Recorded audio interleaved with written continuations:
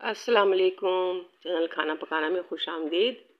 आज मैं आपके साथ रेसिपी शेयर कर रही हूँ चिकन हांडी की। चिकन हांडी के लिए मेरे पास बोनलेस चिकन है और बोनलेस चिकन मेरे पास तकरीबन 1700 ग्राम है। दावत के लिए बना रही हूँ मैं, इसलिए थोड़ी क्वांटिटी ज़्यादा है।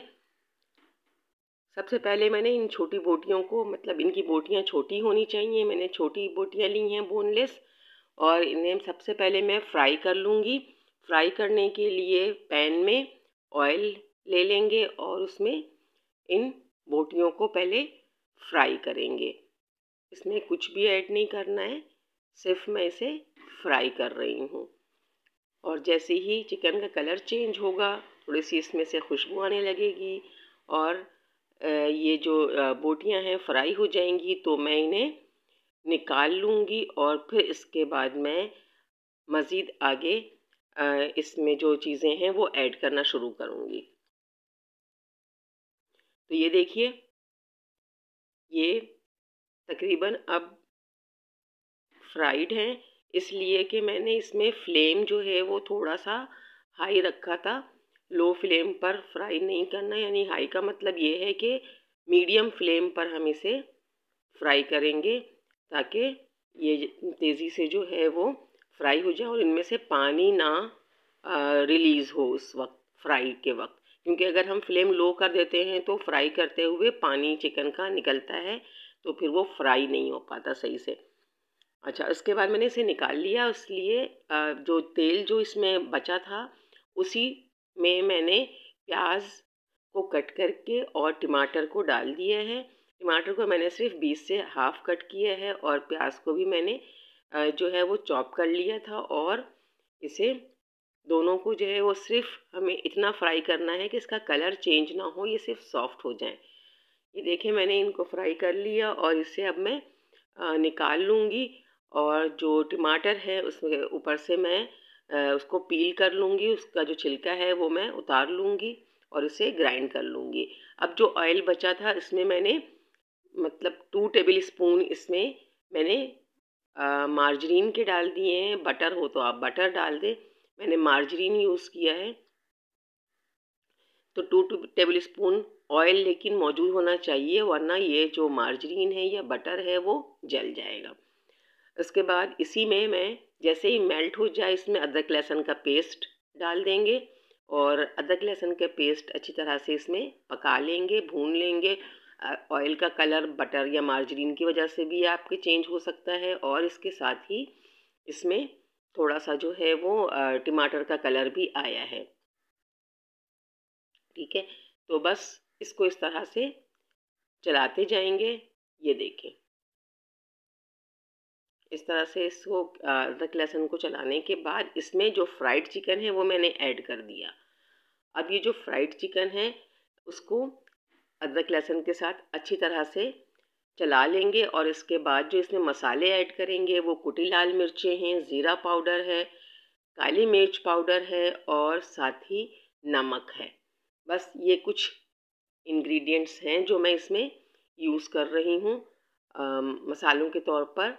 और बाकी इसमें कोई और इस तरह की मसाले वाली चीज़ जो है वो मैं ऐड नहीं करूँगी।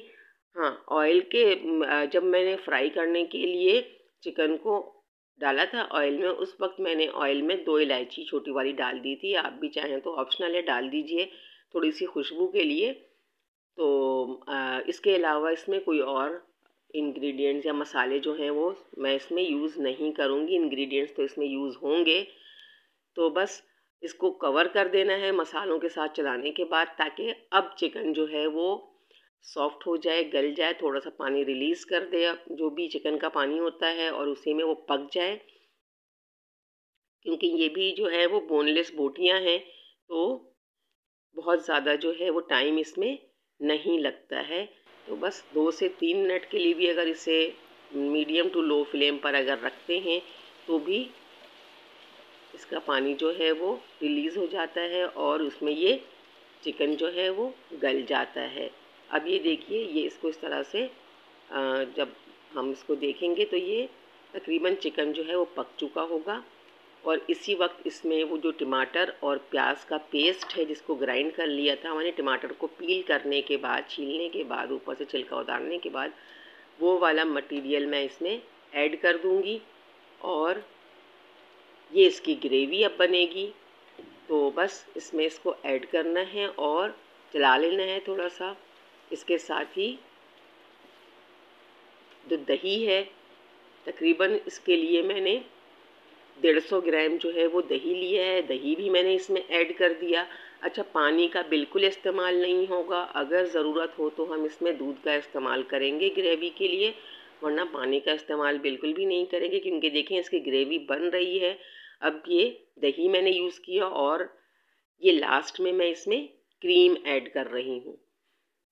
तो बस ये इसकी ग्रेवी अब तैयार हो रही, बस इसे हम भून लेंगे, थोड़ा सा पकाएंगे इसे। और जैसे ही हम इसे पकाएंगे ये देखें कि इसका जो है वो इसकी कंसिस्टेंसी और इसका कलर किस तरह का चेंज होगा, क्योंकि ये जो चिकन हांडी है इसका टेस्ट सिर्फ इन्हीं चीज़ों से ज़्यादा डेवलप होता है। इसमें मसाले तो बहुत ज़्यादा नहीं यूज़ किए जाते।